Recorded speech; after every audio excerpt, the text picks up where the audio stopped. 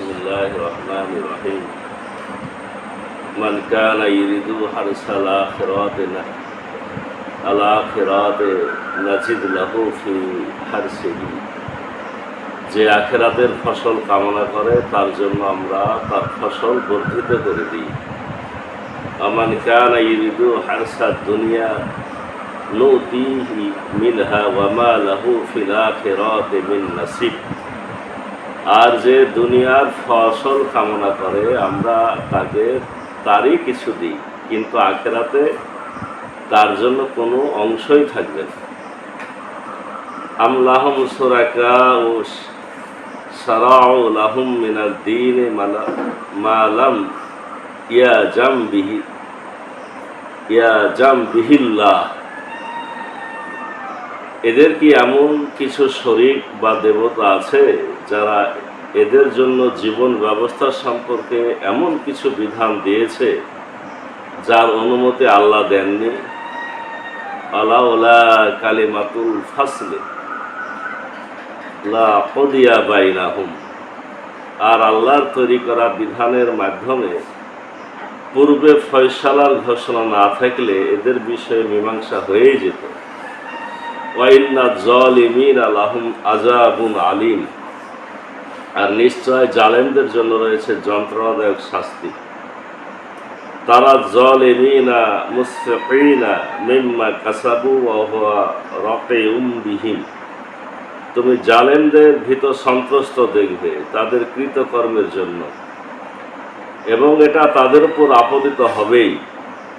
ওয়াল্লাযীনা আমানু ওয়া আমিলুস সালিহাতি ফি রাউযাতিল জান্নাত।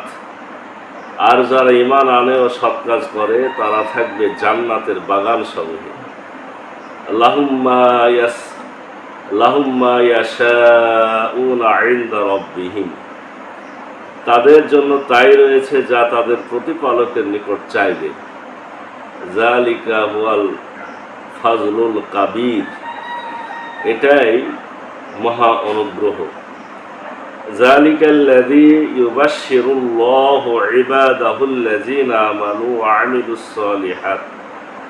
এ শুভ সংবাদ আল্লাহ দেন তার সেই বান্দাদের যারা ঈমান আনে ও সৎ কাজ করে। কুল লা আসআলুকুম আলাইহি আজরান ইল্লাল মাওয়াদ্দাতা ফিল কুরবা। আমি এর বিনিময়ে তোমাদের নিকট থেকে আত্মীয়ের সৌহার্দ্য ছাড়া অন্য কোনো প্রতিদান চাই না। আমাই ইয়াকতারিফ হাসানাতান নাজিদ লাহু ফিহা হুসনা। যে উত্তম কাজ করে আমরা তার জন্য এতে কল্যাণ বর্ধিত করি। ইন্নাল্লাহা গফুরুন শাকুর। আল্লাহ ক্ষমাশীল ও পরম প্রতিদান দাতা। আমি ইয়াকুলুন ইফতারা আলাল্লাহি কাযিবা। তারা কি বলে যে সে আল্লাহ সম্পর্কে মিথ্যা উদ্ভাবন করেছে? ফাইয়াশাইল্লাহু ইয়াখতিম আলা কলবিক। যদি তাই হতো তবে আল্লাহ ইচ্ছা করে তোমার হৃদয়ে মোহর মেরে দিতেন। ওয়া ইয়ামহুল্লাহুল বাতিল ওয়া ইউহিক্কুল হাক্কা বিকালিমাতিহি। আল্লাহ মিথ্যাকে মুছে দেন এবং নিজ বাণী দ্বারা সত্যকে প্রতিষ্ঠিত করেন। ইন্নাহু আলিমুম বিজাতিস সুদূর। অন্তরে যা আছে সে বিষয়ে নিশ্চয়ই তিনি অবহিত। ওয়া হুয়াল্লাযী ইয়াকবালুত তাওবাতা আন ইবাদিহি ওয়া ইয়াফু আনিস সাইয়্যাতি ওয়া ইয়ালামু মা তাফআলুন। আর তিনি তার বান্দাদের তওবা কবুল করেন, পাপ মোচন করেন, এবং তোমরা যা করো তিনি জানেন। এটা হলো সূরা শুরা 20 নম্বর থেকে 25 নম্বর আয়াত। এই আয়াতে যে বিষয়গুলো আছে একেবারে স্পষ্ট কথা, এর আলোচনা আমরা আগেও করেছি। আমরা একটা হাদিস জানি যে আর দুনিয়া মাজরাতুল আখিরা। দুনিয়া হলো আখিরাতের কৃষিক্ষেত। এটাই জমিন, মানে ফসল আখিরাতে যেটা নিয়ে যাব সে ফসলটা এখানে উৎপাদন করে ফলন করে নিয়ে যেতে হবে। আল্লাহ একেবারে কথাটা কোরআনে, এই যে সূরা আর সূরার 20 নম্বর আয়াতে স্পষ্ট বলছেন যে আখিরাতের ফসল কামনা করে তার জন্য তো আমি আরো বর্ধিত করে দিই, ফসল আরো ভালো করে দিই। কিন্তু যে দুনিয়া কামনা করে তাকে দুনিয়াতে দিই, তবে আখিরাতে কিছু থাকবে না। যে দুনিয়ার মোহে দুনিয়ায় আবার টার্গেট, তার আখিরাতে কিচ্ছু নাই। কিন্তু যে আখিরাত কামনা করে তা কিন্তু আল্লাহ দুনিয়াতেও দিবেন, আখিরাতেও দিবেন। দুনিয়াতে যদি কোনো কারণে নাও পায়, আখিরাতে বিপুল পরিমাণ সে পাবে। আল্লাহ বলছেন যারা আমার সাথে শিরক করে তারা তাদেরকে কি চলাফেরা, ওঠা বসা, লেনদেন, ব্যবসা বাণিজ্য, বিচার, আইন, এটাকে বলা হয় জীবন ব্যবস্থা, এই বিষয়গুলোতে এমন কিছু বিধান দিয়েছে যার অনুমতি আল্লাহ দেননি। আর আল্লাহ এই যে আমাকে আমার জীবন ব্যবস্থার বাইরে তারা যে অন্যদের জীবন ব্যবস্থা ধার করে চলছে, যদি পূর্ব থেকে আমার আখিরাতের একটা বিচারের দিনের ফয়সালা না থাকতো তাহলে আমি এখনই ফয়সালা করে দিতাম। তবে তারা জেনে রাখুক, জালেমদের জন্য রয়েছে যন্ত্রণাদায়ক শাস্তি। যারা নিজের মতো জীবন ব্যবস্থা বানায় তারা অন্যদের উপরে জুলুম করে, আর এই জালেমদের জন্য আছে আখিরাতে যন্ত্রণাদায়ক শাস্তি।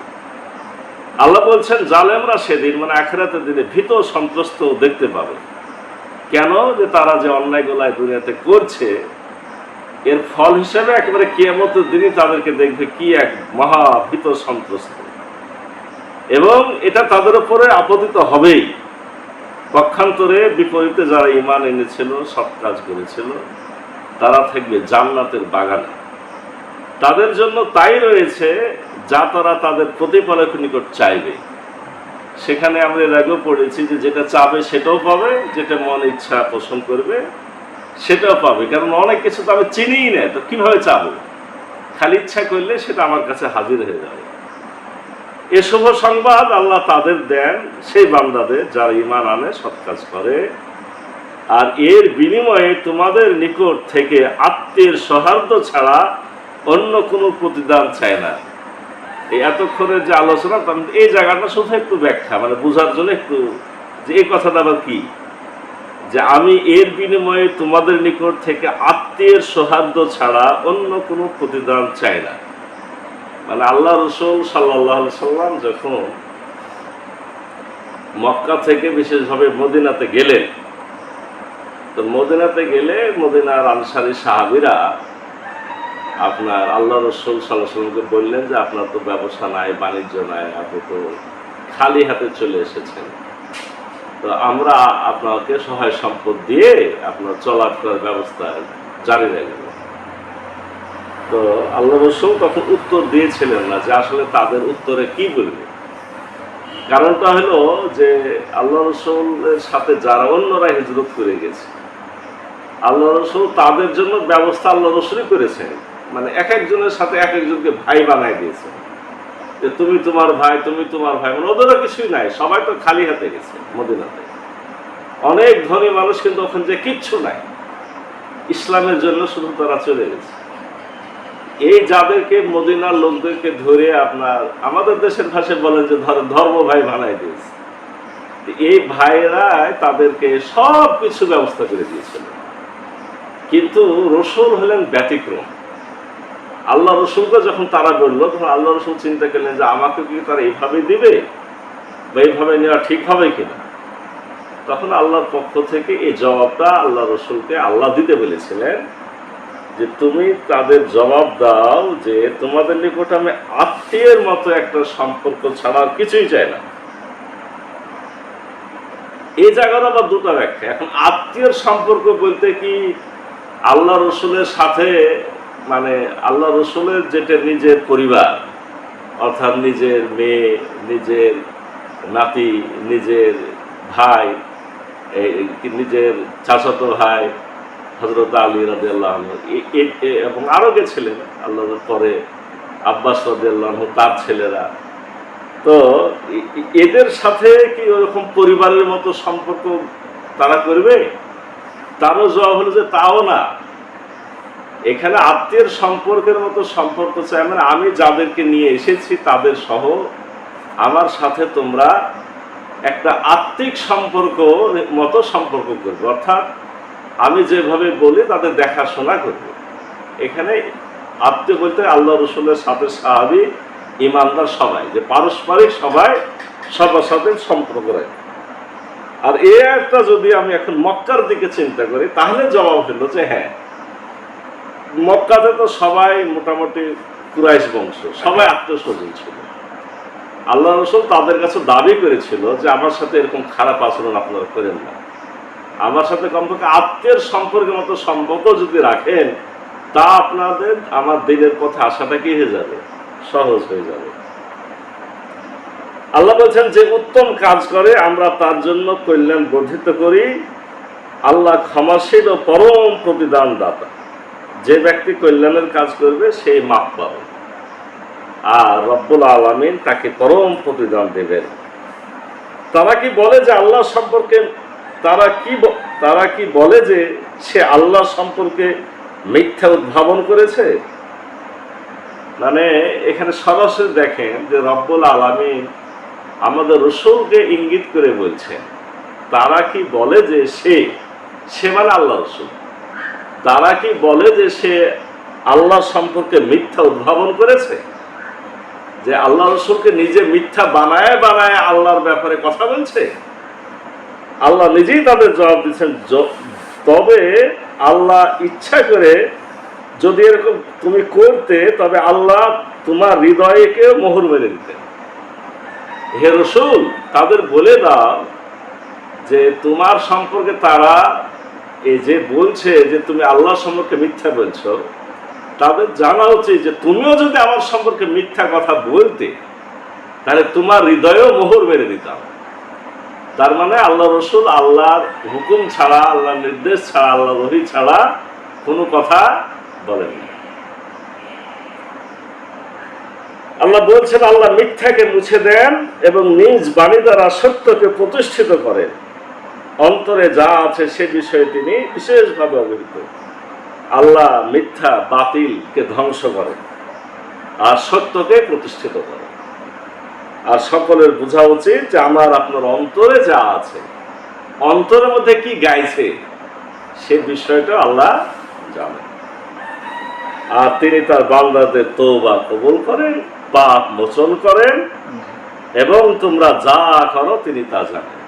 ওখানে আল্লাহ বললেন অন্তরের খবর জানেন, আর এখানে বললো যে তুমি যদি আল্লাহর বান্দা হও তাহলে তোমার তওবা কবুল হবে, পাপ মোচন হবে, আর তুমি যা কিছু করো, অন্তর দিয়ে তো করা যায় না, অন্তরে কি বলছো সেটা জানে, আর তুমি যা কিছু আমল করো সেটা আল্লাহ জানে। এই কথাগুলা একেবারে মানে না বোঝার কিচ্ছু নাই, বাস্তব কথা, সহজ কথা। রব্বুল আলামিন এই আয়াতগুলো আলোচনার ভিত্তিতে আমরা যা শুনলাম, বুঝলাম, এই অনুযায়ী আল্লাহ আমাদের আমল করার তৌফিক দান করুন। সকলে বলি আল্লাহ।